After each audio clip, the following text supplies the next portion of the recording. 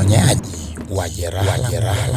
Naomba nisaliti. Nilikuwa natoa kila kitu. Nilikuwa na uhusiano wa kwanza, tena akanisaliti, na mwingine tena akanisaliti. Mimi mpaka sasa nina mahusiano kama 10, lakini wote wameniacha. Sitaki tena mahusiano, sitaki tena. Nimeumizwa sana, inatosha. Sitaki tena, sitaki. Nimeumia. Nimewekeza nguvu za kutosha, nimehudumia, lakini asilimia kubwa ya watu wamekuwa wakiishi kwenye majeraha ya moyo baada ya kuumizwa na mtu ambaye alimpenda, mtu ambaye alijitoa kwa ajili yake, lakini mwisho wa siku mtu yule akamuumiza. Sasa wengi wamekuwa na majeraha ya moyo, mioyo yao imekuwa ikivuja damu, wanashindwa kujua namna gani wanaweza kutoka kwenye yale maumivu. Leo tuko na Mwalimu Lupimo, mwana saikolojia, atakwenda kutuambia jinsi gani ya kutoka kwenye maumivu baada ya kuumizwa na mtu ambaye ulimpenda sana. Karibu sana Mwalimu Lupimo. Asante sana. Asilimia kubwa ya watu wamekuwa wakiumizwa sana kwenye mahusiano. Ndio. Na wengi wao wameshindwa kujua namna gani wanaweza kutoka kwenye maumivu hayo, na wengine wamejikuta wakichukua maamuzi mabaya kama vile kujiua. Unasikia mtu kanywa sumu, mwingine kaenda kumzuru huyo mtu na kadhalika. Sasa ile kulipiza kisasi. Sasa jinsi gani mtu anaweza kutoka kwenye maumivu hayo baada ya kuumizwa na mtu ambaye nimpenda, mtu ambaye aliweka moyo wake kwake? Jinsi gani ya kutoka kwenye maumivu hayo? Karibu sana. Okay, asante. Zipo njia kadha wa kadha ambazo wanaweza wakazitumia kutoka kwenye maumivu ya jambo kama hili. Ndio. Lakini mimi hapa nitatoa njia 4 tu zitakuwa za muhimu sana. Sawa. Ili kumsaidia mtu fulani hapa. Sawa. Ni kweli tafiti nyingi zinaonyesha wengi wanashindwa kumove on, wengi wanashindwa kusonga mbele. Sawa. Wanabaki kwenye maumivu yale. Sasa hizi ni njia ambazo wanaweza wakazitumia. Jambo la kwanza kabisa, heshimu maumivu yako unayoyapitia. Kwa namna gani? Uyaheshimu kwa namna gani? Kwanza, pata muda wa utulivu wewe peke yako. Ufanye kitu tunakita meditation, yaani uwe na utulivu ukiwa peke yako, ujitafakari.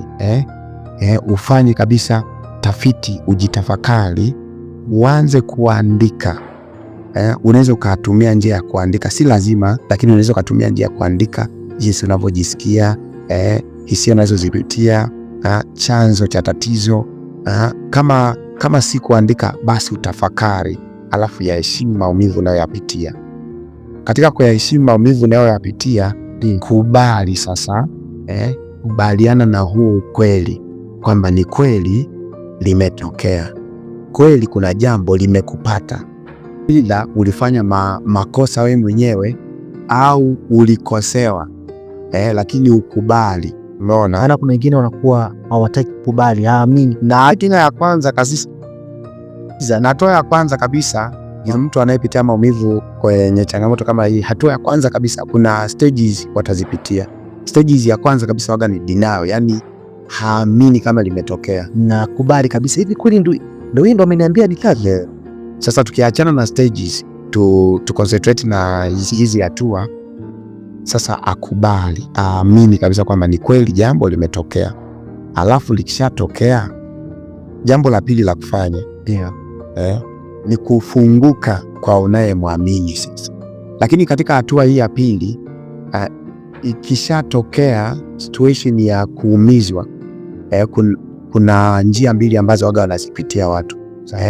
Kuna njia mojawapo ataipitia kati ya hizi njia mbili. Njia ya kwanza, kuna aina ya watu wao watamezea, yani watakuwa wasiri, atatamani afiche, akaushe, yani nasimwambie mtu wote, mtu asijue. Kwa lugha simple naweza nikasema kaza fu, anatulia, yani asijue mtu yeyote. Wanabaki anaishi kwa kuigiza, ni kama hana maumivu, lakini anaugulia ndani. Lakini pia kuna baadhi ya watu wenyewe wakipitia hatua kama hii ya maumivu, wao ndio wanapata hisia kali sana za kumwelezea kila mtu anayekutana naye. Akikuta story fulani bana, aise niliumizwa, anaunga. Sasa inashauriwa sana, funguka kwa mtu unayemwamini, Namwelezea ni Meiza, eleza. Hata kama zikitokea hisia kwamba unapata uchungu na lia tu, ili yatoke yale masumu yote yanayokuumiza, zitoke sumu zote zinazokutesa. sasa Lakini pia ndio apende kujali afya yake. Sasa kama kufanya mazoezi ya mwili, jogging, kupasha kidogo, push up kidogo, zinaitwa relaxation techniques. Sio kila mtu anayefanya mazoezi anaboresha mwili wake. Kuna mwingine anafanya mazoezi anatoa stress, mwingine anafanya mazoezi afya ya akili rudi salama, mwingine anatoa mawazo, msongo wa mawazo ule. Kwa na yeye afanye hivyo. Sasa wakati mwingine asikilize muziki ambayo inatia moyo na inahamasisha kusonga mbele. Sio unasikiliza nyimbo za kuumiza tu, yani upo kwenye maumivu na unasikiliza nyimbo za kuumiza zaidi. Ili kuhalalisha maumivu yako, sikiliza nyimbo zinazo kuinspire. Unaona? Sasa oga vizuri, kula vizuri. Maana kuna wengine mwalimu, kuna wengine baada ya kupigwa kitu kizito au baada ya kupigwa tukio unakuta anachanganyikiwa hata kula hali, na ndivyo inavyotokeaga. Sasa mtu ana namna hiyo, sasa inakuwaje? Sasa anatakiwa alazimishe kula, kwa sababu usipofanya hivyo hayupo atakaye kuja kubembeleza. Mani kula unalishwa na kakijiko, hapana, hiyo haitatokea. Sila ni wewe na nidhamu binafsi, yasifanya hivyo. Uelewe tu alafu ufanye hivyo. Sawa. Lakini pia hatua ya tatu au njia nyingine ya tatu ambayo unaweza ukaifanya, jifunze sasa kutoka kwenye maumivu hayo unayoyapitia. Uhalisia na ukweli wa maumivu ni kwamba maumivu huwa yanatoa somo.